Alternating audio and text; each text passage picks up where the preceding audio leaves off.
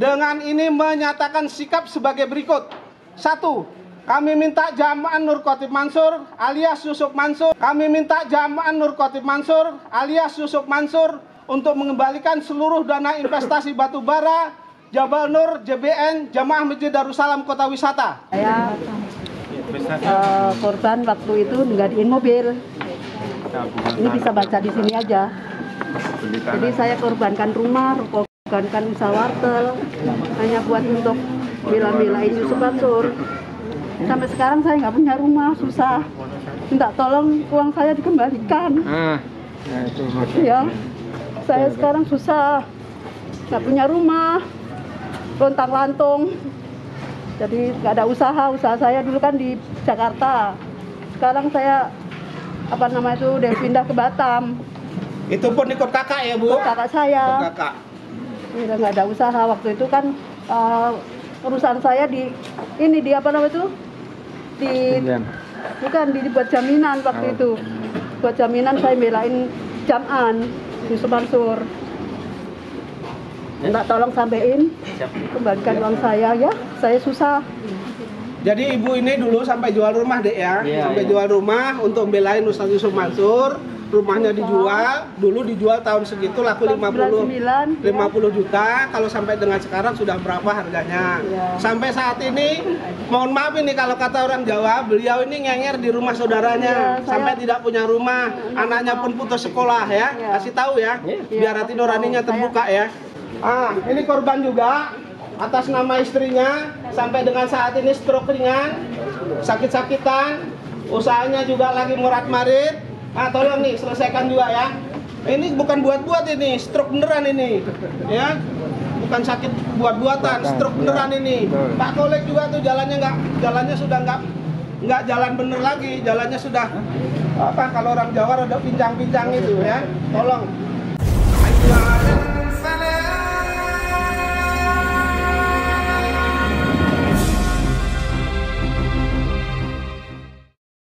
Bismillahirrahmanirrahim. Assalamualaikum warahmatullahi wabarakatuh. Kembali bersama Khalid Al-Walid. Oke, saudaraku, sahabatku, subscriber Cahaya Islam. Kebenaran adalah kebenaran, dan kejahatan ya adalah kejahatan, tidak bisa dipoles untuk menjadi bentuk apapun. Allah menciptakan layaknya siang dan malam, hitam dan putih gitu. Berdampingan, namun perbedaannya sangat-sangat jelas terlihat. Yang ada di antaranya adalah perjuangan bagaimana kita memposisikan diri kita gitu. Memposisikan diri kita. Saya teringat kata-kata dari salah seorang ustadz yang dalam ceramahnya mengenai Sirah Nabawiyah, ketika seekor semut hendak memadamkan kobaran api Nabi Ibrahim yang begitu besar. Semut ini membawa tetes demi tetes air untuk memadamkan api tersebut. Lalu kemudian ditanya oleh seekor burung, apakah kamu tidak tahu bahwa setetes air itu tidak akan mampu memadamkan api Nabi Ibrahim yang begitu besar? Jawaban semut simpel saja, saya paham dan saya tahu betul bahwa mustahil air yang setetes ini, yang saya angkut setetes demi setetes ini, bisa memadamkan api Nabi Ibrahim. Namun apa yang saya lakukan ini adalah bagaimana memposisikan diri saya. Itu yang perlu teman-teman garis bawahi, memposisikan diri saya, bukan efek dari apa yang kita perbuat gitu teman-teman. Bukan yang kita pikirkan itu sebuah, apakah yang kita lakukan ini kemudian akan berhasil, akan berdampak besar atau bagaimanapun itu. Yang terpenting adalah bagaimana kita memposisikan diri kita. Dan di sini saya memposisikan diri saya berdiri bersama para korban. Bismillahirrahmanirrahim. Insya Allah apapun yang akan saya terima, karena saya yakini bahwa berdiri bersama para korban memperjuangkan haknya adalah sebuah kebenaran. Sekali lagi saya katakan bahwa kebenaran Allah ciptakan itu berdampingan dengan kebatilan. Layaknya hitam dan putih, siang dan malam. Di tengah-tengah itu, di antara itu ada perjuangan yang harus kita lakukan. Ada pengorbanan yang harus kita lakukan, teman-teman. Jadi jangan pernah menyerah. Jangan menyerah dan jangan bersedih. Terus berjuang di jalan ini. Insya Allah suatu saat kebenaran itu akan terungkap. Seperti apapun cara Allah nanti membukanya gitu. Seperti apapun, kita tunggu saja. Yang jelas, titik di mana kita ikhtiar, kita berusaha semampu kita sambil berdoa, Insya Allah hasil itu akan kita temui. Jadi kepada para korban, jangan pernah lelah untuk memperjuangkan hak-hak kalian. Karena di sini bukan lagi sekedar hak-hak kalian yang menjadi hal penting yang diperjuangkan di sini, adalah sebuah kebenaran gitu teman-teman. Buktikan bahwa kalian benar gitu. Buktikan bahwa kalian benar, bukan lagi sekedar memperjuangkan haknya. Itu salah satu bagian dari perjuangan. Tapi saya lihat di sini bahwa kita harus buktikan bahwa siapa yang benar di sini, siapa yang benar, dan pihak siapa yang batil di sini, yang menyembunyikan sesuatu, yang menyembunyikan bangkai. Karena seperti kata pepatah, bangkai mau disembunyikan serapi apapun, kalau itu bangkai suatu saat akan tercium juga. Jadi apa yang perlu kita lakukan di sini, teman-teman, adalah untuk tidak menyerah dan terus berjuang, perjuangkan hak kita. Untuk membuktikan siapa yang benar di sini. Semoga Allah terus membersamai kita. Dan insya Allah bismillahirrahmanirrahim saya akan terus berdiri bersama para korban. Ini adalah video dari channel YouTube, judulnya Terus Berjuang. Para korban Yusuf Mansur terus menuntut pertanggungjawaban. Dari Indosiar ya. Oke, ada cuplikan videonya.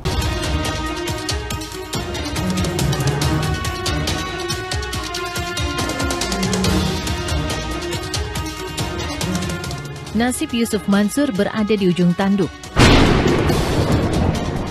Meski telah memenangkan gugatan atas kasus tabung tanah, namun Yusuf Mansur dihadapkan dengan persoalan lain yang tak kalah rumit.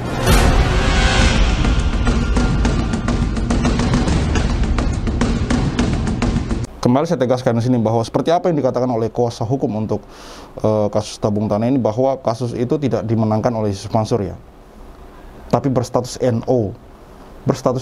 Dan di sini kuasa hukum dari para korban ini akan kembali mengajukan gugatan gitu. Satu persatu korban yang mengaku tertipu dengan berbagai usaha investasi Yusuf Mansur muncul di hadapan media. Mereka menuntut pertanggungjawaban dari sang pendakwah, bahkan nekat mendatangi rumah Yusuf Mansur untuk menyelesaikan masalah. Sayang seribu sayang, harapan para korban untuk mendapatkan uangnya kembali tak kunjung terwujud.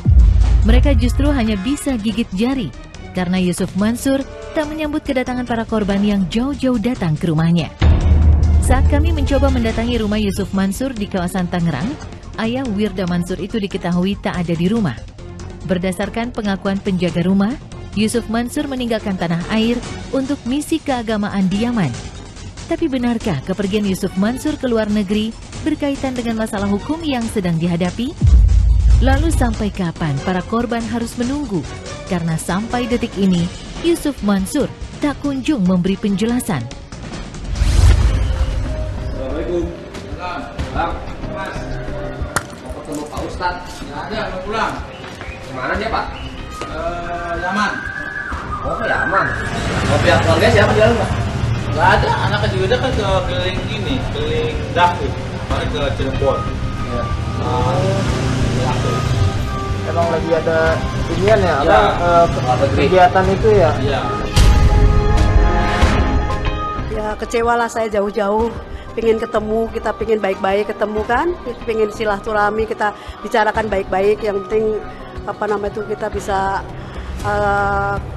tatap muka gitu ya, nyari solusinya yang baik bagaimana. Saya udah cukup sabar, udah lelah, betul saya udah lupa yang lalu-lalu tuh, udah kepedihan, penderitaan saya itu udah banyak sekali waktu itu. Saya minta karena kerugian moral material saya itu saya udah lelah, udah capek ya. Kalau kita ini sekitar 2M lah yang saya mau tuntut. Dulu tuh aku marah banget kalau misalnya ada orang yang ngomong negatif gitu ya ke papa gitu.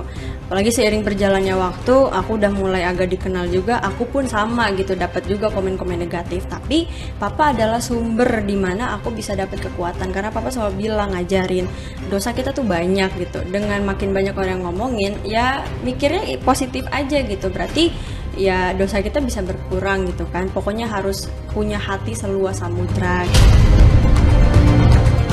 3 bulan pertama aman. Artinya orang yang sudah invest pada saat itu, ada yang invest belakangan cuma dapat 1 bulan, ada juga yang sebagian kecil aja gitu. Selanjutnya 12 anginnya. Masih sekitar 490-an lah. Belum, itu yang sisa karena ada sebagian dikembalikan gitu.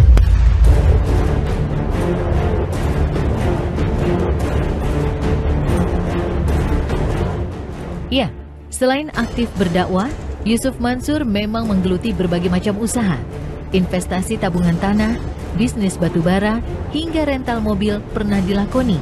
Bahkan Yusuf Mansur memanfaatkan agenda berceramah untuk mempromosikan bisnis-bisnisnya. Lantaran memiliki nama besar, juga janji-janji yang diucapkan sangat menggiurkan, dalam waktu singkat, Yusuf Mansur berhasil meraup uang dari para jamaah yang dipercayakan kepadanya. Sayang seribu sayang, niat para jemaah untuk berinvestasi malah berujung pada masalah. Mereka justru nelangsa karena kehilangan banyak uang dan menuduh Yusuf Mansur ingkar janji karena bicara tak sesuai kenyataan. Waktu itu beliau bilang, ayo kita nabung tanah, dan beliau berjanji akan memberikan aset dan bagi hasil. Dan seingat saya, dia bagi hasil sebanyak berapa meter yang Anda ikut. Dikalikan berbulan. Ini Ibu Surati ya. Ibu Surati ini adalah salah satu orang yang membuat saya terpicu untuk benar-benar turun dan terjun membahas masalah ini. Sampai hari ini konten-konten saya melulu mengenai Yusuf Mansur. Ibu Surati ini waktu diwawancara oleh Pak Darso, jujur saja teman-teman, itu yang merekam saya. Dan saya melihat langsung bagaimana Ibu Surati ini menangis gitu. Bagaimana Ibu Surati ini menangis. Disitulah kemudian saya dalam hati berjanji bahwa saya akan terus-menerus membahas kasus ini sampai titik darah penghabisan. Apapun yang terjadi kepada saya teman-teman. Jadi kepada kalian yang komen, yang menghubungi saya kemudian melakukan hal-hal mengintimidasi, mengancam segala macam, percayalah bahwa itu tidak ada efeknya teman-teman. Tidak ada efeknya. Bismillahirrahmanirrahim, tidak ada efeknya. Karena saya melihat Ibu Surati menangis di depan kamera, menangis dengan sejumlah uang yang kalau menurut saya itu dibandingkan dengan harta Yusuf Mansur dan ocehan-ocehan dia selama ini dan perkataan dia selama ini mengenai materi, itu tidak ada bandingnya, tidak sebanding gitu. Dibanding dengan tangisan seorang ibu yang menangisi harta atau uang yang dia cari dengan susah payah, dengan tetes keringatnya di luar negeri sana, di kampung orang. Seorang wanita, seorang ibu sampai ke luar negeri mencari rezeki. Lalu kemudian uang yang diinvestasikan itu tidak ada hasilnya. Bagaimana ceritanya teman-teman? Bagaimana ceritanya? Melihat Ibu Surati menangis, saya kemudian berjanji akan membuat masalah ini kemudian akan membantu beliau.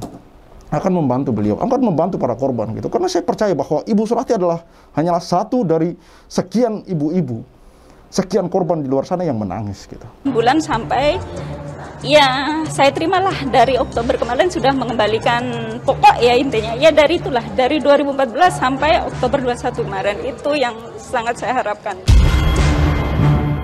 Waktu itu saya ikut 2 meter, yang dia bilang tuh semeternya 2.200.000 dan saya ikut 2 meter itu 4.600.000 dari 2014 sampai 2021. Nah, untuk bagi hasil sampai detik ini saya merasa ya belum dapat hasilnya gitu. Keseluruhan menurut saya sekitar 186 atau ya kurang lebih segitu. Sedih, ya yang jelas sedih banget gitu. Tapi kan kita udah dilatih ya sama papa, maksudnya ya udah nggak usah sedih, tapi doain aja gitu. Dan cenderung gitu, maksudnya adik-adik aku dan aku pribadi kalau misalkan udah denger papa tuh lagi punya keluhan apa, kita langsung gerak cepet gitu, bacain Yasin atau bacain Quran, bacain sholawat, itu mah biasa lah ya, namanya orang kan ada yang nggak suka juga gitu ya. Semoga aja lah cepat berubah gitu.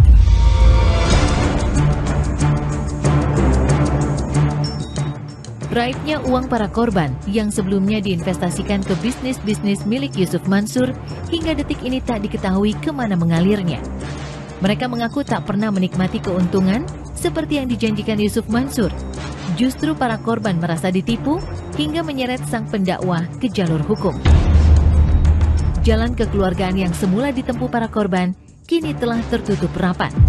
Mereka bertekad menyelesaikan masalah di meja hijau, berharap mendapat keadilan dan menggenggam kembali uang yang telah dikeluarkan.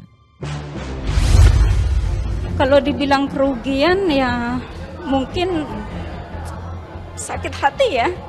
Janjinya dulu kita pulang Indonesia itu ada income, punya aset, tapi kenyataannya begini. Dan yang sangat bikin hati saya miris, kami itu TKW. Yusuf Mansur, saya Bu Lestari masih ingat sama saya nggak? Waktu kamu masih susah sama-sama sama saya, aku tolongin, selalu tolongin kamu. Terus aku sudah korbankan rumah saya, korban usaha saya, sampai saya diteror orang. Ingatlah waktu zaman dulu, waktu masih susah sama-sama, kemana-mana juga sama-sama. Masa nggak ingat sama saya? Nggak kasihan sama ke saya, kamu udah kaya raya. Tolonglah Zaman, Yusuf Mansur. Pertama, kembalikan dana investasi batubara JPN kami sebanyak sekitar tinggal sisanya 40 miliar yang pertama. Yang kedua, junjung tinggi hukum Allah, kita sama-sama junjung tinggi. Yang ketiga, kalau masih ngeyel juga, ayo kita sama-sama berhukum kepada hukum Allah dengan mubahalah. Ya, itu terakhir dari Ustadz Khalid atau Pak Khalid, bahwa kalau mau ya udah mubahalah. Dan sebenarnya logika saya pun begini, kalau memang merasa benar dan tidak merasa salah, kenapa harus takut dengan kata mubahalah gitu? Kenapa harus takut bermubahalah gitu? Dan saya pesankan kepada kalian yang melihat video ini, yang merasa punya kuasa, yang punya power, yang punya kekuatan untuk menyelesaikan masalah ini. Kalian melihat ini, kalian tahu, hati nurani kalian pasti berbicara gitu. Dan kalian melihat masalah ini lalu kalian cuma diam saja. Ketahuilah bahwa Allah itu maha melihat hamba-hambanya. Maha melihat hamba-hambanya. Saya ulangi kepada kalian yang melihat video ini, yang melihat bukan sekedar video ini, yang melihat kasus Yusuf Mansur ini, dan kalian punya kuasa, punya power, punya kekuatan untuk sebenarnya bisa menyelesaikan masalah ini. Dan kalian diam saja. Percayalah, Allah itu maha adil, maha bijaksana, maha perkasa, dan maha melihat. Dia melihat kalian, dia melihat kediaman kalian, dia melihat diamnya kalian gitu. Percayalah, dia melihat diamnya kalian. Kalian mau berkor-kor seperti apapun ketika ada kebatilan, kemungkaran, lalu kalian berdiam diri, duduk empuk di kursi kalian. Percayalah, Allah itu maha melihat. Hidup di dunia paling lama berapa tahun? 60 tahun kita sudah tidak menikmati. 60 tahun kita sudah tidak menikmati. Maksimal 60 tahun kita sudah tidak menikmati. Mau sekaya apa? Mau dikumpulkan harta sebanyak apa gitu? Mau ngumpulin harta sebanyak apa? Mau harta sebanyak apapun, umur 50 tahun ke atas, 60 tahun ke atas, saya percaya bahwa harta itu sudah tidak dinikmati. Sudah tidak dinikmati. Dan percayalah, setelah kehidupan di dunia ini ada kehidupan yang abadi, di mana semua hal di sana, semua hal yang hari ini kita lakukan, baik itu diamnya kita melihat kemungkaran, akan kita pertanggungjawabkan bersama-sama. Karena pengadilan akhirat itu pasti. Saya Khalid Al-Walid, see you on the next videos.